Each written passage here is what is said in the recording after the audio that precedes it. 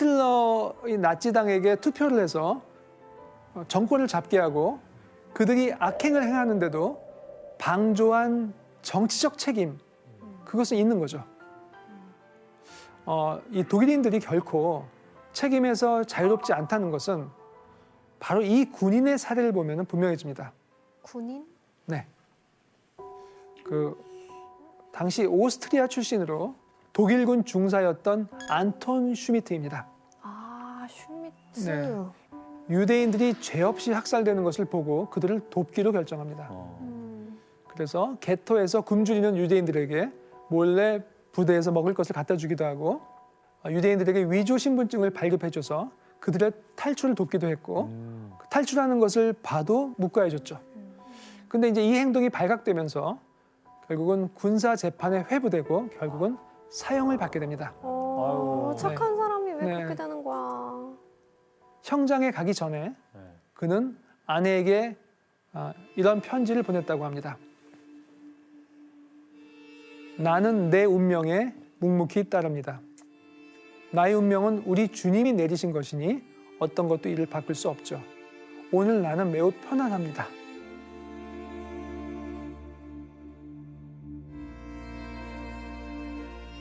안톤 슈미트의 사례를 보면 아이만이 변명한 거, 나는 위에서 시키는 대로 했어 라고 하는 변명이 얼마나 말도 안 되는 변명인 줄 알 수 있죠. 그렇죠. 네. 네.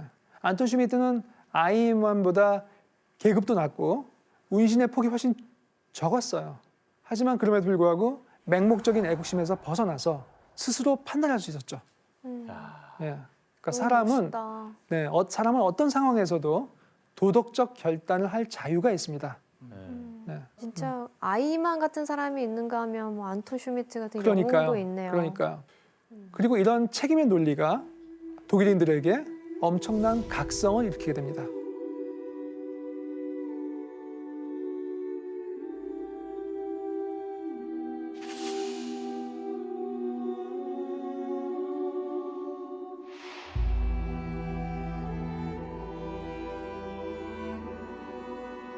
그런데 독일이 정말 진정한 의미에서 과거 청산을 하게 된 것은 1960년대 이후였습니다. 전쟁 직후가 아니네요. 네, 15년 이상 지나서 서독은 1960년대 초까지 잘 아시죠? 라인강의 기적.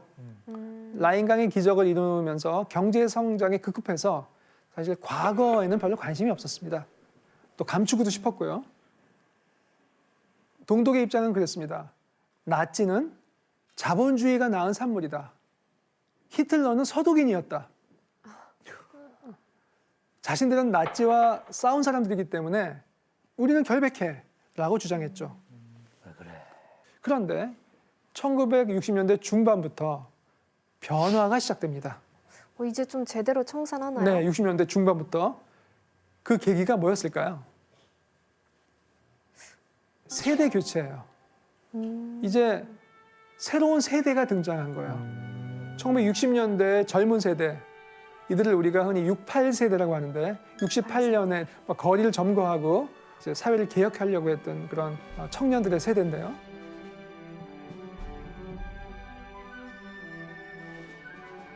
이들이 자기 아버지 세대를 부도덕하다고 본 거죠. 우리 아버지는 나치야! 라고 공격하기 시작한 거죠. 아, 그거 되게 네네. 용기 있는 행동이다. 사실은 우리 세대는 죄가 없어. 우리는 관련 없어라고 얘기하기 쉬운데 오히려 독일인으로서 책임을 통감하자는 일종의 사회적 합의가 만들어져 갔던 것이죠. 와. 그런 독일의 의지를 보여주기라도 하듯이 1970년 12월 서독 총리였던 빌리 브란트가 폴란드 바르샤바를 방문합니다. 독일 정상으로서는 전쟁 후 첫 방문이었거든요. 그런데 이 바르샤바 게토의 희생자를 추모하는 기념비 앞에 가서 전혀 예상치 못한 행동을 합니다.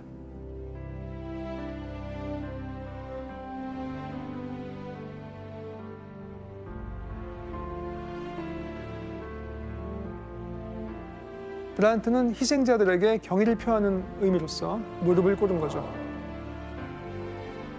그리고 이런 총리의 행동은 나치가 벌였던 전쟁과 잔혹 행위에 대한 독일인들의 진정성 있는 반성과 사과로 받아들여졌습니다. 네. 독일 스스로 이렇게 과거 청산에 나서면서 또 수면으로 떠오른 또 다른 문제가 있었습니다. 바로 나치 정권의 악행을 도왔던 전범 기업들에 대한 문제였는데요.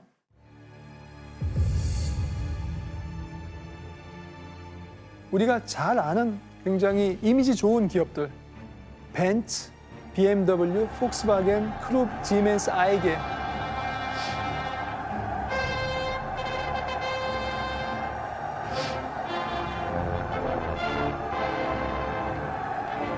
이런 기업들이 다 그 과정 속에서 엄청나게 성장했죠.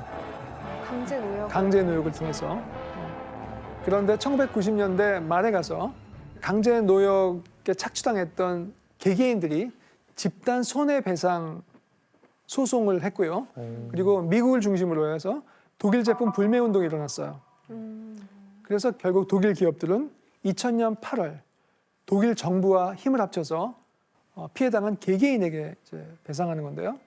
그래서 지금도 벤츠나 BMW가 운영하는 박물관에서는 강제동원 피해자를 기억하기 위해서 여러 가지 문서들, 사고 일지 이런 것들을 보관하고 있습니다. 그리고 또 굉장히 중요한 주제였는데 홀로코스트 공소시효 문제가 제기되는데요.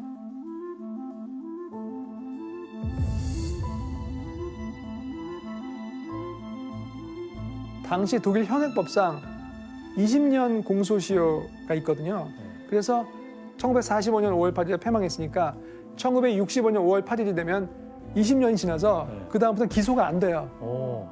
그래서 이제 이 공소시효를 어떻게 해야 되는가에 대해서 논쟁이 많았는데 1979년에 홀로코스트 관계자들에 대한 모든 공소시효 말소. 이 분야에서는 없어, 공소시효는. 특히 작년 10월에는 독일 브란덴부르크 주의 한 법원에서 열린 재판이 큰 주목을 받았습니다. 작년 10월이요? 작년 10월. 2021년? 네네.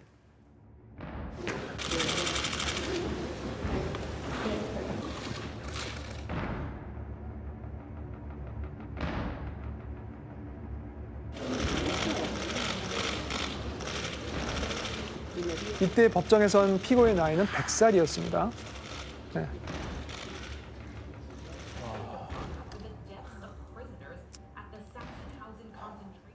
정의가 뭔지 보여준 그렇죠. 거죠. 과거의 불의를 망각하고 반성하지 않는 사회는 결코 자유롭고 정의로운 사회가 될 수 없습니다. 네. 하지만 그럼에도 불구하고 독일의 과거 청산에서 아쉬운 대목은 있습니다. 먼저 너무 유대인에 대한 사과에 치우쳐 있다는 거죠. 사실 나치에 의해서 박해받은 것은 유대인뿐만이 아닙니다. 장애인, 성적 소수자, 집시, 다양한 부류의 사람들이 고통받았거든요. 근데 요즘 새로이 또 불거진 문제가 있습니다. 나치 시기 이전에 독일 제국 시절에 자행했던 만행이거든요. 서아프리카, 지금의 나미비아라는 나라가 있는 그 지역인데요. 이때 독일 군이 이 원주민들을 아주 말살할 정도로 학살을 해버립니다. 거의 종족이 없어질 정도로 학살을 하게 되죠. 독일이 아프리카에서까지 그런 짓을 한지는 몰랐어요. 어쨌든 독일 정부는 뒤늦게 대학살을 인정하고 거액의 돈을 쾌척하기로 선언한 것까지는 좋았는데 이게 이제 학살에 대한 배상이라는 법적인 형식을 갖추지 않고 피해자가 아닌 국가에게 돈을 주는 지원해주는 방식이죠. 실제로 피해를 당한 개개인들한테는 그 배상이 안 되고 국가한테 돈을 주고 그걸 나눠 가지라는 것은 조금 문제가 있죠. 물론 현재는 다른 부류의 피해자들을 추모하려고 애쓰고 있고요. 각각 다른 부류의 피해자들을 위한 특별한 각각의 추모 시설들이 따로 도처에 존재하고 있습니다.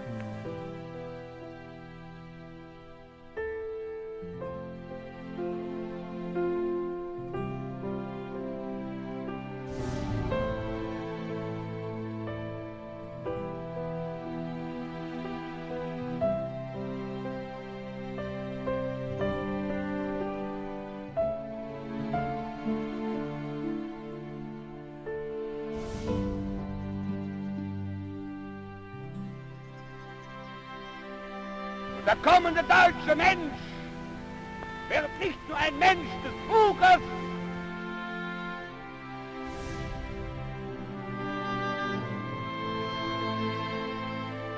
이렇게 과거를 청산하기 위한 노력은 계속되고 있습니다. 그래도 우리는 독일의 과거 극복 노력에서 배울 점이 있습니다. 무엇보다도 과거 극복은 민주주의와 인권을 구현하려는 노력이라는 점이죠. 반민주적 체제에서는 과거 청산이나 과거 극복은 없습니다. 결국 관건은 민주주의라는 것이죠. 그렇다면 이제 마지막으로 가장 근본적인 질문을 던져볼 때가 되었습니다. 과연 과거는 청산 혹은 극복될 수 있는 걸까요? 우리가 과거를 반성하고 피해자에게 사과하려면 스스로를 가해자로 인정해야 되는데 이것은 결코 쉽지 않죠. 그죠? 우리는 100만 가지, 1000만 가지의 변명이 가능하죠. 어떤 사람은 그렇게 얘기하죠. 미래를 설계해야지 지금 바쁜데 왜 과거에 발목이 잡혀 있는 거야? 라고 얘기를 하죠. 근데 과연 그럴까요? 너무나 원통해서 구천을 떠도는 원혼들을 저승에 보내드리지 않고 우리가 어떻게 미래로 갈 수 있다는 말인가? 세상의 이치가 그런 게 아니죠. 그죠? 과거를 해방시켜야 미래도 해방된다.